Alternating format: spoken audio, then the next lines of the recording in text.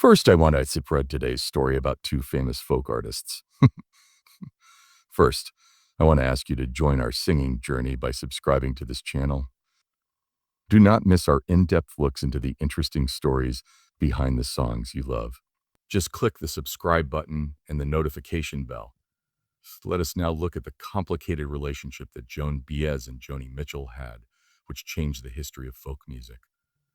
Folk music star Joan Baez is sitting in a room with lots of sunlight. The tone of her voice is cool, but angry. Yeah. That's right.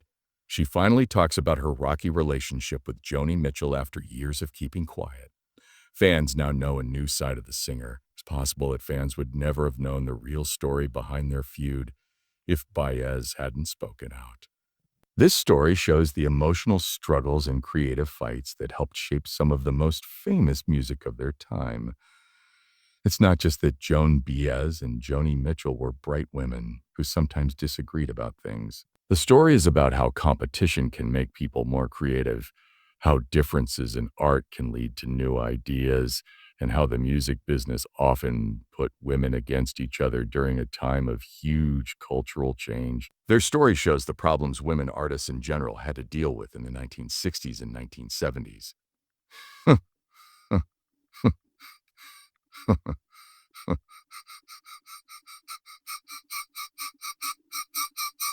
It also shows how some of the most famous century was affected by personal problems. We need to go back to the exciting music scene of the 1960s to fully understand their connection. America's culture was going through a huge change at this time. There were growing protests against the Vietnam War on college campuses, the civil rights movement, and young people who were questioning society norms and traditional beliefs. Music was at the center of this culture revolution, and folk artists led the way by giving these groups a voice through their songs. Joan Baez became one of the first big names in the folk renaissance. She was born in 1941, and by the early 1960s, she was already a well-known player in the folk movement. People were mesmerized by her clear soprano voice and superb guitar playing. But she was more than just a singer. She was also a dedicated social activist. She became a figure of the fight against the establishment. Baez was best known for singing traditional songs and spirituals in a beautiful way. She brought old music to new audiences with emotion and conviction. When she appeared with Martin Luther King Jr. at the March on Washington in 1963, it made her known as more than just a performer, but also a voice for social justice. She used her fame to fight for peace, civil rights, and the worth of every person. Many young people looking for meaning and purpose in a troubled world saw Joan Baez as a sign that music had the power to make the world a better place. Baez was already a well-known star, but Joni Mitchell was just starting out in the music business. Michelle was born in Canada in 1943. In the mid-1960s, she went to the United States to pursue a job as a musician. Michelle was a singer with a very personal style, unlike Baez, who mostly sang covers of classic songs. Her songs were deeply rooted in her own feelings, experiences, and views. This made her lyrics personal for listeners who saw parts of their own lives in them. Mitchell's way of making music was both reflective and she tried out different guitar tunings and jazz-inspired songs to make a sound that was all her own. Her music was innovative. The deep meanings in her words and complicated arrangements let people into her soul. Michelle sang about the landscapes of the human heart, loss, joy, and disappointment, while Baez sang about social movements and group battles. In the 1960s, they met for the first time at folk clubs and events. Their first encounters were friendly, and they both admired each other's skills. Baez, who was already famous, saw Mitchell's promise and even sang some of her songs, which helped more people hear this new voice. In those early days, everyone was friendly and loved music and how it could bring people together. Mitchell's fame began to rise in the 1960s, though, and things started to change between the two artists. Joni Mitchell was becoming a bigger star, and Joan Baez, who had been the clear queen of folk music, couldn't help but feel a little underrated. As usual, the media was quick to pick up on this story because it made for interesting reading. They began to portray the relationship between the two women as a competition. setting them against each other in ways that made any natural competitive feelings stronger. Mitchell wasn't afraid to talk about how she felt about Baez in interviews. She is known for being honest and not wanting to fit in. When she talked about how competitive their relationship was, she said that Baez would have been happy to break her leg to stay in the news. Such claims, whether they were true or not, made it seem like the two artists were in a bitter competition. As usual, though, the truth was more complicated than the headlines made it seem. There was definitely competition between them, but there was also a lot of love, respect, and even friendship at different points in their lives. After all, they were two amazing women working in a field mostly occupied by men during a time of rapid social change. The music business changed a lot between the late 1960s and early 1970s. Folk music was changing as rock, jazz, and pop styles were added. Artists had to change with the times or risk being forgotten. In their own unique ways, Baez and Mitchell found their way through this changing world, showing strength and dedication to their art. Baez added new songs to her shows, which helped her grow her collection. She sang cover versions of songs by artists like the Beatles and Bob Dylan, showing that she could interpret new music while still keeping her own style. Her 1975 album Diamonds and Rust, which had both original songs and covers of songs by more modern artists, showed how she had changed. While this was going on, Mitchell was pushing the limits of folk music in different ways.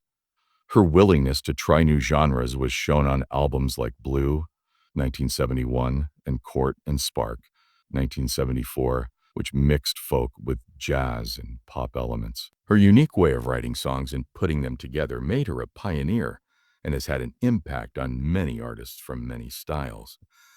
Even though they were going in different artistic directions, Baez and Mitchell stages at important events. In 1975, they worked together on the Rolling Thunder Revue, a concert tour put together by Bob Dylan that featured a changing group of folk and rock artists. People saw the two women put aside their differences for the sake of music during these shows, which made for memorable times that showed off their individual talents. But offstage, there were still traces of competition. Both artists were ambitious and driven, aware of the limited exposure open for women in the business. Keeping up with the times, being creative, and making money produced a complicated relationship between them, shaped by their own goals and the standards of the business. It's important to know what led to their rivalry in the first place. In the 1960s and 1970s, women with strong views and unique artistic concepts didn't have a lot of opportunities in the music business. When female singers were promoted, their looks were often given more attention than their skills, and the business pushed women against each other, making fake competitions for the few spots that were open for female voices. In their own ways, both Baez and Mitchell fought against these limits. Baez used her stage to advocate for social issues, refusing to be defined simply by her music. Mitchell fought for creative control over her work, rejecting business demands to make her songs more commercial or approachable. Their determination to forge their own paths despite obstacles made them trailblazers for future generations of female artists. As their careers progressed, both women reflected on the nature of their relationship in various interviews and memoirs. These thoughts showed that they were becoming more aware of how their competition had helped them grow as artists in many ways. Mitchell, in particular, talked about the problems women had in the music business, pointing out that the fierce competition often put female artists in situations they didn't need to be in. Realizing that bigger systemic problems were at play helped them put their own problems in perspective. What might have seemed like simple jealousy or competition was, in reality, a response to an industry that frequently ignored and limited women's contributions. The 1980s and 90s saw both artists continuing to grow, though their paths diverged greatly. Baez stayed committed to activism, using her music as a vehicle for social change across multiple causes and countries. Mitchell tried more and more experimental musical styles, drawing on jazz and world music influences while staying true to her goal of writing honest, introspective songs. People have become more aware of and grateful for both Baez and Mitchell's legacies in recent years.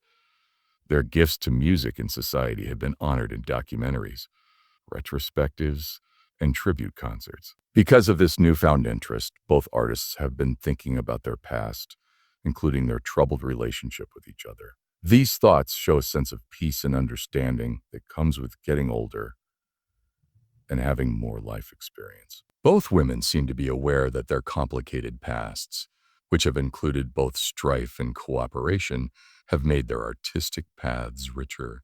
What seemed like a fierce competition at first is now seen as part of a complicated creative conversation that pushed both artists to new heights. When music fans and scholars look back on this time, it's clear that Joan Baez and Joni Mitchell's friendship was more than just a rivalry.